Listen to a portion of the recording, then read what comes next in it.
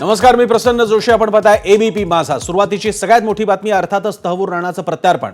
26/11 हल्ल्याचा मास्टरमाइंड आणि मुंबईचा सर्वात मोठा शत्रू तहवूर राणाला अखेर भारतात आणण्यात आलं. एनआयए आयजी आशिष बत्रांच्या नेतृत्वात एनआयएचं पथक विशेष विमानानं राणाला घेऊन भारतात पोहोचलं. थोड्याच वेळात एनआयएच्या आस्थापनेत राणाला ताब्यात घेऊन त्याच्या अटकेच्या कारवाईची प्रक्रिया सुरू होऊ शकते. तहवूर राणा हा तोच होता ज्यानं 26/11च्या कटाची प्रमुख आखणी केली होती. आपल्यासोबत आपले दिल्लीतले प्रतिनिधी सोमेश कोळगे आहेत. सोमेश, सध्या नेमकी काय परिस्थिती आहे? तहवूरची पुढची प्रक्रिया कशी पार पडेल? नक्कीच प्रसन्न, अगदी थोड्या वेळात एनआयएच्या मुख्यालयामध्ये तहवूर राणाला आणलं जाणार आहे. आपण पाहू शकतो एनआयए मुख्यालयामध्ये तयारी सुरू झालेली आहे. एनआयएच्या मुख्यालयात काही वेळापूर्वीच एनआयएचे वरिष्ठ अधिकारी आलेले आहेत. एनआयएचे महासंचालक सदानंद दाते देखील मुख्यालयामध्ये हजर आहेत. विशेष म्हणजे सदानंद दाते यांनी 26/11च्या केसमध्ये सुद्धा तपासात महत्त्वाची भूमिका बजावली होती. त्यावेळी ते महाराष्ट्र पोलिसामध्ये होते आणि आता योगायोग असा की स्वतः एनआयएचे डीजी डायरेक्टर जनरल या पदावर सदानंद दाते आहेत आणि त्याचवेळी तहवूर राणा हा एनआयएच्या ताब्यात दिला जाणार आहे. अगदी थोड्याच वेळात आता पालम एअरफोर्सच्या बेसवरून कुठल्याही क्षणी तहवूर राणाला घेऊन जी मल्टी एजन्सी टीम आहे ती टीम एनआयएच्या मुख्यालयामध्ये पोहोचेल. आपण पाहू शकतोय एनआयएच्या मुख्यालयातील समोरच्या रस्त्याचा ताबा पूर्णपणे सुरक्षा दलाच्या जवानांनी घेतलेला आहे. त्यांच्यासोबत दिल्ली पोलिसांचे अधिकारी देखील आहेत आणि अगदी थोड्या वेळामध्ये या ठिकाणी आता तहवूर राणाला आणलं जाईल. संपूर्ण या प्रकरणामध्ये जर आपण पाहिलं तर पाकिस्तानच्या परराष्ट्र मंत्रालयाने आज दुपारीच एक स्वतः स्टेटमेंट दिलेलं आहे, एक प्रकारचं स्पष्टीकरण केलेलं आहे की आम्ही तहवूर राणा हा आमचा नागरिक नाही, तो कॅनडाचा नागरिक आहे. परंतु प्रत्यक्षात पाकिस्तान दुहेरी नागरिकत्व अलाऊ करतं, त्यामुळे तहवूर राणा हा पाकिस्तानचा नागरिक आणि त्याचवेळी कॅनडाचा नागरिक सुद्धा होता. हे टाळता येणार नाहीये. दुसऱ्या बाजूला कायदेशीर तयारी जोरदार सुरू झाली आहे, कारण पहिल्या काही प्रमुख स्टेप्स असणार आहेत त्या फार क्रुशियल असतील. पहिल्यांदा राणाला इथे आणल्यानंतर त्याची औपचारिक प्रक्रिया संपवणं प्रत्यार्पणाची, त्यानंतर मग एनआयएने त्याचा ताबा घेणं आणि ताबा घेतल्यानंतर भारतीय संविधानातील तरतुदींनुसार 24 तासाच्या आत त्याला मॅजिस्ट्रेट समोर हजर करून त्याची कोठडी मिळवावी लागेल पुढच्या चौकशीसाठी. 2009 साली एनआयएकडे रजिस्टर झालेली केस आहे. त्या केसच्या अंतर्गत पहिल्यांदा तहवूर राणाची कस्टडी मिळवण्याचा प्रयत्न केला जाऊ शकतो. त्यासोबत तहवूर राणावर अजूनही काही आरोप हे एनआयएकडून ठेवले जाणार आहेत आणि त्याविषयी देखील चौकशी करण्यासाठी कस्टडी ही एनआयएकडून घेतली जाईल. जे एनआयएचं हेडक्वार्टर आहे आपल्या पाठीमागे, त्या हेडक्वार्टरमध्येच एनआयएच्या लॉकअपमध्ये तहवूर राणाचा मुक्काम असेल एवढं नक्की आहे आणि इथेच त्याची कसून चौकशी केली जाईल. सर्वात प्रामुख्याने सगळ्यात महत्त्वाची गोष्ट ही आहे की पाकिस्तानचा सहभाग 26/11 आणि मुंबई हल्ल्यातील याविषयीचे धागेदोरे आणि याविषयीचे सगळे पुरावे हे देखील एनआयएला आता तहवूर राणाच्या या जिवंत साक्षीमुळे मिळू शकतात. त्यामुळे तहवूर राणा अतिशय महत्त्वाचे आणि त्या बाबतीत कोणतीही चूक होऊ नये. आंतरराष्ट्रीय पातळीवरील संवेदनशील प्रकरणे, त्यामुळे सर्व कायदेशीर तज्ज्ञ आणि एनआयएचे वरिष्ठ अधिकारी तसेच भारताच्या सर्वच तपास यंत्रणांचे आयबी पासून ते रॉ पर्यंत सर्व अधिकारी हे या प्रकरणावरती लक्ष ठेवून आहेत आणि परराष्ट्र मंत्रालयाचे अधिकारी देखील यावर लक्ष ठेवून आहेत. प्रसन्न, धन्यवाद सोमेश, तुम्ही दिलेल्या या सविस्तर माहितीसाठी. दरम्यान राणाला भारतात चौकशीवेळी कोणते प्रश्न विचारले जाण्याची शक्यता आहे पाहूयात ग्राफिक्सद्वारे. तहवूर राणाला आता एनआयएच्या ताब्यात आल्यानंतर पाकिस्तानी लष्करातल्या कोणत्या विंगमध्ये तो होता आणि काय काम करत होता, किती काळ काम केलं, हा अतिशय महत्त्वाचा प्रश्न. पाकिस्तानी लष्कर सोडून कॅनडाला जाण्याचा निर्णय तुझा होता की अन्य कुणाचा? पाकिस्तानी लष्कर का सोडलं? कॅनडाला जाण्याचा तुझा उद्देश काय होता? कॅनडाला गेल्यानंतर पाकिस्तानी लष्कर आणि आयएसआय साठी तू काम करत होतास का? कॅनडाला गेल्यानंतर पुन्हा पाकिस्तानला किती वेळा तू गेला आणि का गेला?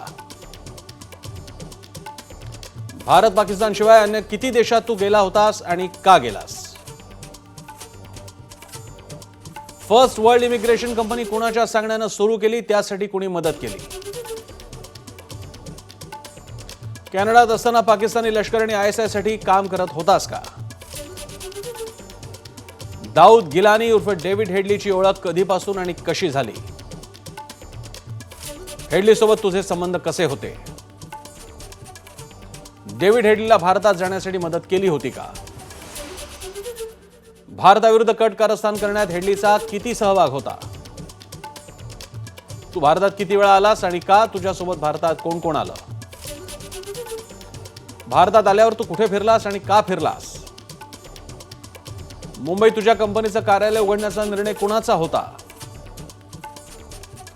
कंपनी कार्यालयाच्या आडून तू आणि हेडलीनं मिळून काय काय केलं?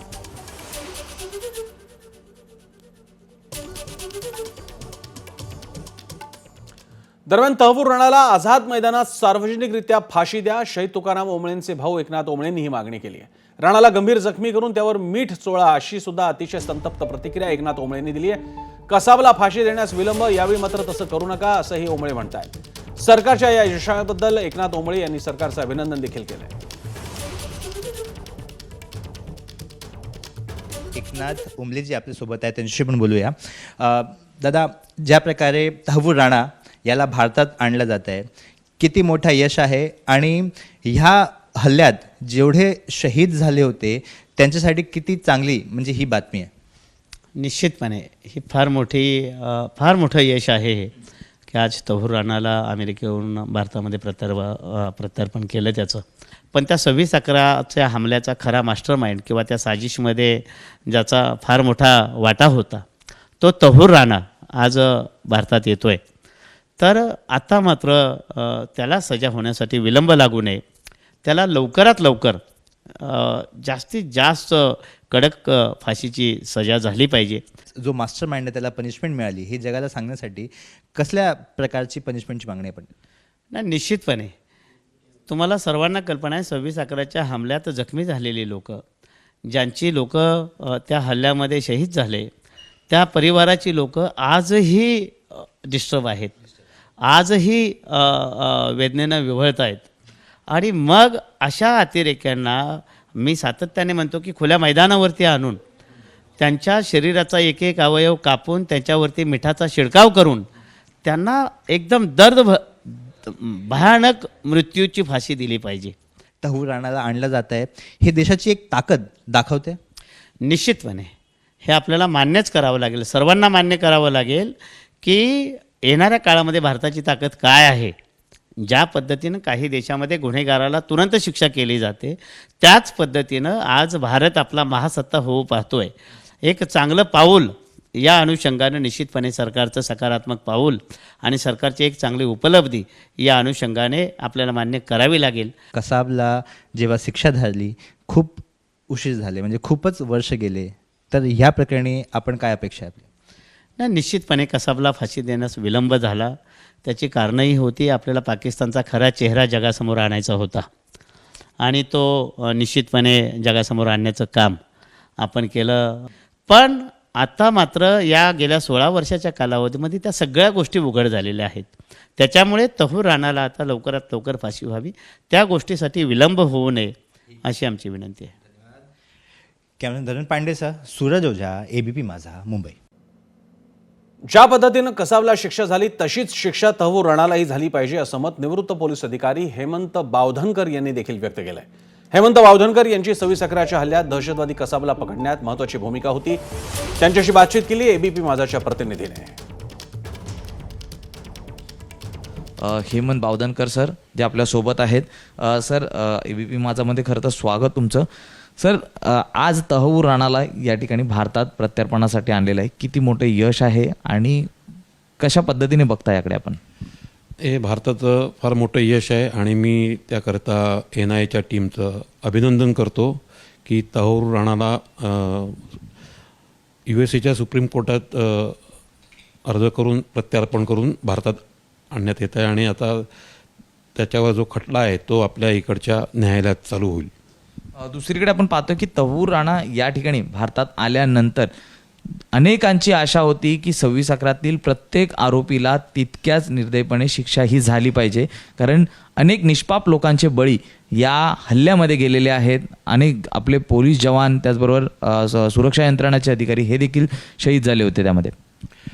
कारण की हा जो अटॅक केला होता अतिरेक्यांनी त्याचं पूर्ण प्लॅनिंग केलं होतं, म्हणजे कॉन्स्परसी कटकारस्थान त्यांनी जे केलेलं आहे आणि त्या कटकारस्थानमध्ये जे कोणी सहभागी असतील त्यांना, आता हे जे 10 अतिरेकी आले हे त्यांचे प्यादे होते आणि त्यांनी येऊन त्यांचं जे कटक कारस्थान होतं ते या ठिकाणी येऊन अंमलात आणलं त्यांनी.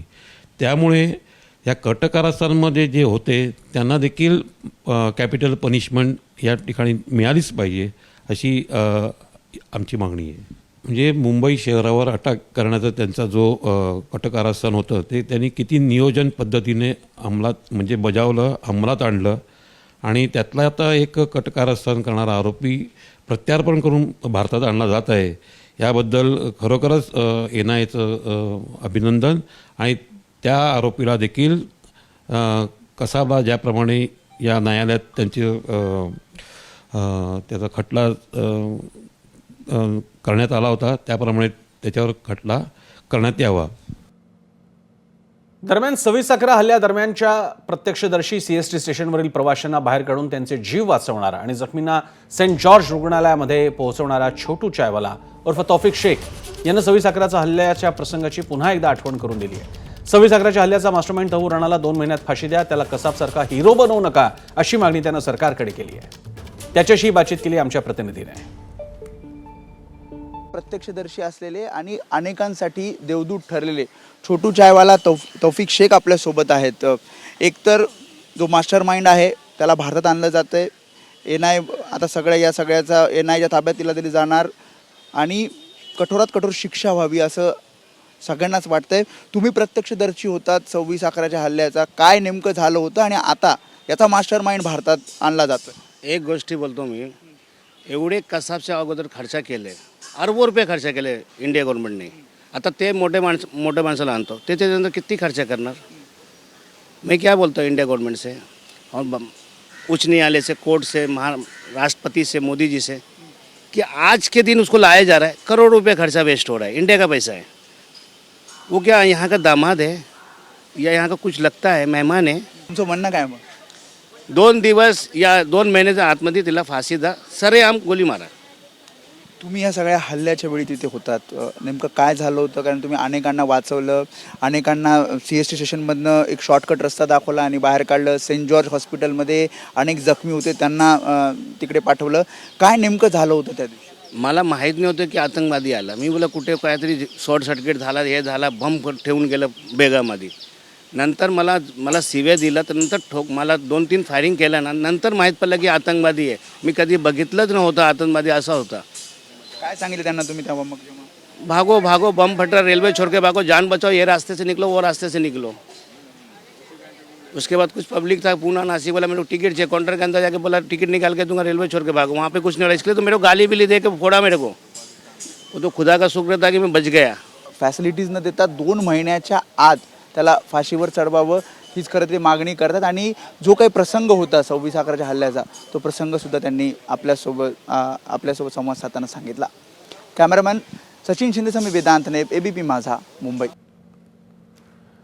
अमेरिकन कोर्टानं अनुमती दिलेल्या कलमांनुसारच तहूर राणावर खटला चालवण्यात येणार आहे. अमेरिकेत खटला चालला असताना भारतात पुन्हा खटला का चालवता असा सवाल तहूर राणानं केला होता.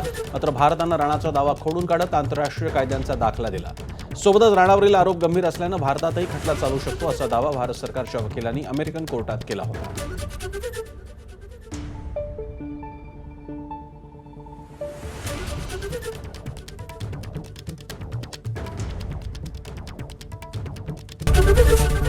ABP माझा, उघडा डोळे बघा नीट.